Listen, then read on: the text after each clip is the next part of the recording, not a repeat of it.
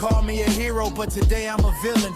And I'll do your little ass like freezing and Krillin. Wreck your funny looking ass in front of all of your friends. Let the wish you back to life so I can do it again. Dragon Ball Cosmology is tiny, so much tinier than everyday normal fans could ever dream of, and that's because there's a movement on social media to try to censor this from you. So to counter the fact that deleting the scaling community generally does on a daily basis, I will be giving you the facts directly from the source material, leaving out my personal opinions on it unless otherwise directly stated that something is my opinion and needs to be speculated to achieve the proper logical answer. Akira Toriyama showed us in the original first few episodes of Dragon Ball just how close the moon is to the Earth. It's gigantic in the sky, and for reference, using a real snapshot from the moon here looking at the Earth and using the horizon match, you can clearly see that the Earth is around 5 times closer than normal to the moon. The actual distance to the moon is 380,000 kilometers, so divide that by more than 4 and you get 95,000 kilometers. Also for reference, this is how far the moon is from the Earth from a wide shot in space, and this is how close the moon is to the Earth in Dragon Ball. You might think this is just for the moon, but it's not. It's for the sun and the entire solar system, as well as you can quite literally see both Mercury and Venus from space above the Earth, and you're able to make out some land masses on them. This was shown in 2 different series, by the way, and it's clearly how the authors wanted it. Also in GT, you can see how close the 2 nearest galaxies are to the Earth. For reference, this is how close the nearest galaxy is to us as it looks in space just above the Earth, the Andromeda Galaxy. So if you're the type who believes Dr. Slump is canon to the main timeline of Dragon Ball, this works against you because the sun is small enough to fit in a small lake on the Earth, and Arale is able to pluck stars away with her hand, and other characters are able to walk over stars that are about the size of their shoes. When Goku arrives back on Earth from training on Yardrat, he lands in the northern wastelands, and then this is stated about his new instant transmission, and that Roshi's Island is about 7,000 miles away round trip, so that's about 3,500 miles away. They look like Master Roshi's glasses! They can't be! But Roshi's place must be nearly 7,000 miles away! Maybe more! And round trip! Let's look at the full Dragon Ball map. We can easily calculate the size of the Dragon Ball Earth at only about 5,000 miles in circumference. The Earth, in real life, is 24,900 miles in circumference, which makes the Dragon Ball Earth about 5 times smaller, which is exactly in line with the calculation differential of how close the moon is to the Earth in real life versus Dragon Ball. There's only 4 galaxies in the entire Dragon Ball universe because that's what the source material in the guide and the author have repeatedly stated. There's no such thing as quadrants of the universe containing more than 1 galaxy, and there's no such thing as the term galaxy being an astronomical unit in the Japanese language that's defined as one big galaxy composed of infinitely more galaxies times 4. During the Popo test flight, we see that Bulma and Popo's flight took 5 seconds in the English cut to get to the planet Jupiter, and that evens out to a speed of 512 times light speed, which happens to be warp 8 in the original Star Trek series and the most famous light speed value in all of fictional history. In Japanese, the same scene takes 51 seconds to get to Jupiter, and that comes out to a speed of 38.5 times light speed, which is another Star Trek ship reference for Picard's Enterprise cruise speed, the normal, most used speed in the Next Generation. And if you don't think that's legitimate, then here is the Dragon Ball Adventure Guide referencing the Star Trek ship speed being valid and intentionally paralleled by Akira. It's also referenced in the Adventure Guide that these far trips almost always likely go to the edges of the universe and not just some nearby area, which is why I originally placed Namek on the far side of the South Galaxy, and we know that the Earth is on the very top side of the North Galaxy that shares a border with the other world. So in Japanese, it's 38.5 times light speed for 34 days in a squiggle pattern that Bulma took, but if you ignore the squiggle route and just say it's a straight line instead, the entire universe from the north top side to the bottom south side is only about 12 light years wide, making all the galaxies about 3.5 light years wide. And in English, she flies at 512 times light speed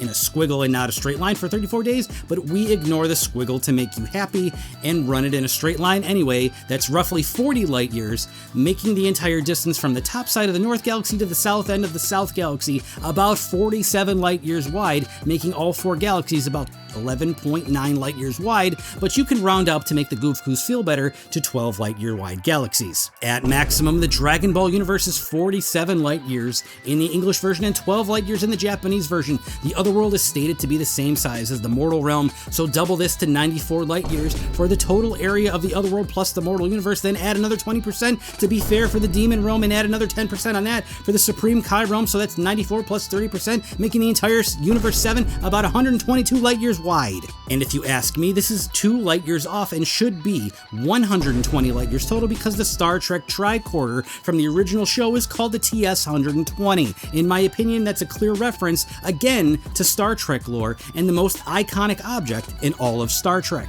Bulma's calculation to planet Namek was that it would take brief tech 4,339 years to get there, which is a reference to how fast light speed would get from the real Earth to the real Andromeda Galaxy. Brief tech didn't have light speed during this era in Dragon Ball, and it was only after this that Bulma stole the tech from the Saiyan pod technology for faster than light speed travel, which makes Namek 4,339 light years away in another galaxy, which makes the North Galaxy less than 4,339 light years wide in total, while a normal real-life galaxy is roughly 100,000 light years wide. And all of that is ignoring the squiggle pattern that she took to get there. The guide says that the entire otherworld is lit up by one star, and it just so happens that the largest star ever recorded, YT Scooty, Booty Scooty?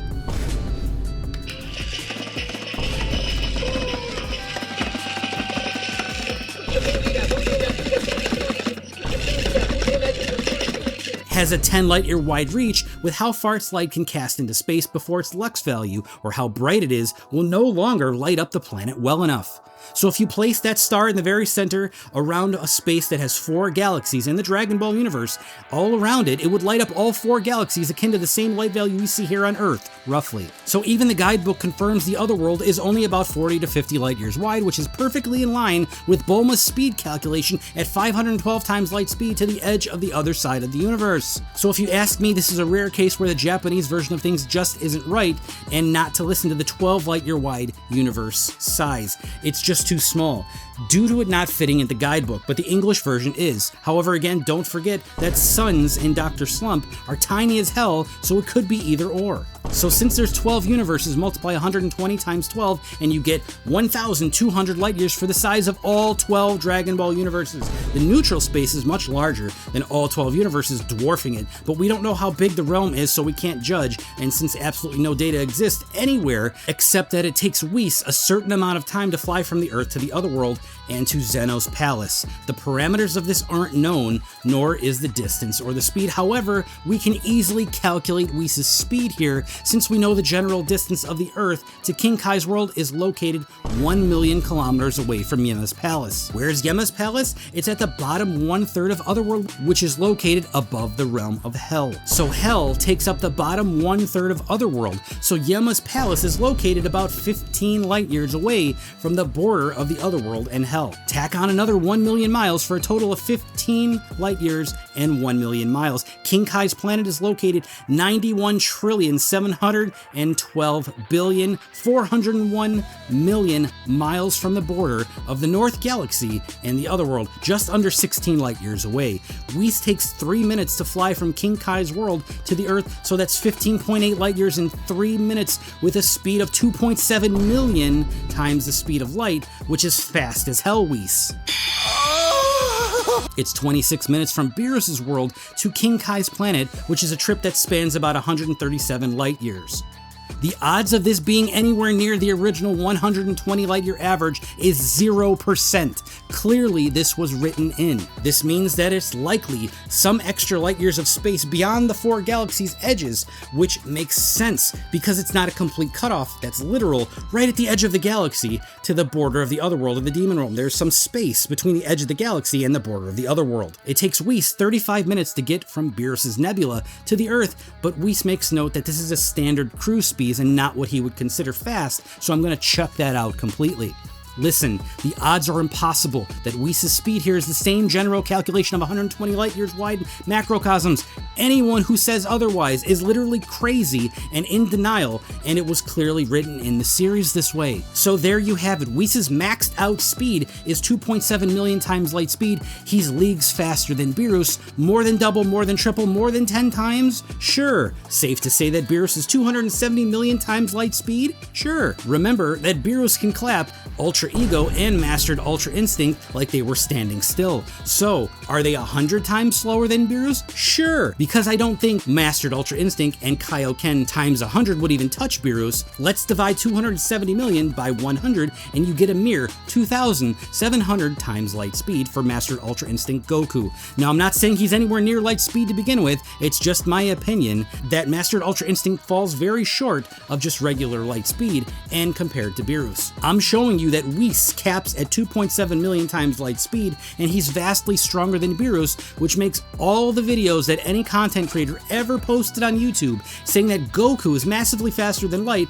as abhorrent nonsense fan fiction. Gotenks flew around the world 9 times in 29 minutes, but the Earth is only 5,000 miles around, so that clocks Gotenks at around 91,000 miles an hour, and if you believe double the power level, double the speed, then Super Saiyan 2 Gotenks maxed out is 180,000 miles an hour, and Super Saiyan 3 Gotenks is 720,000 miles an hour.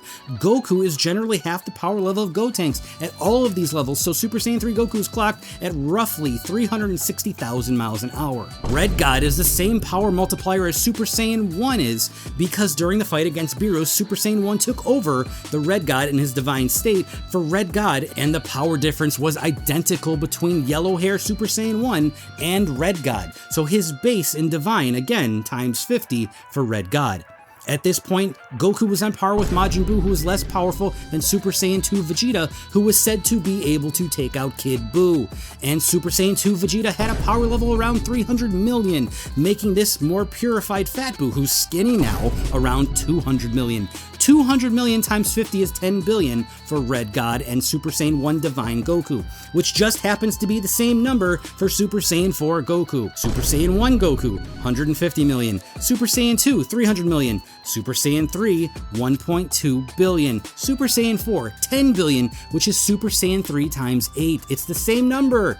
The odds are impossible that this is a coincidence. Clearly, it's written that Red God is a palette swap of Super Saiyan 4. So if Super Saiyan 3 Goku maxes out at 720,000 miles an hour, then Super Saiyan 4 and Red God are around 5.7 million miles an hour, or 0.85% light speed. That's less than 1%. Blue God is 50 times that. And if you believe double the power level, double the speed, there's only 5.6 doublings of power level from 10 billion to 500 billion. So that makes Blue God's actual speed around 32.49 million miles an hour, or 4.8% light speed. The funny thing is that double the power level does not mean double the speed, so it's far less than that. Even in Blue God, it's nowhere near this 32.49 million miles an hour speed.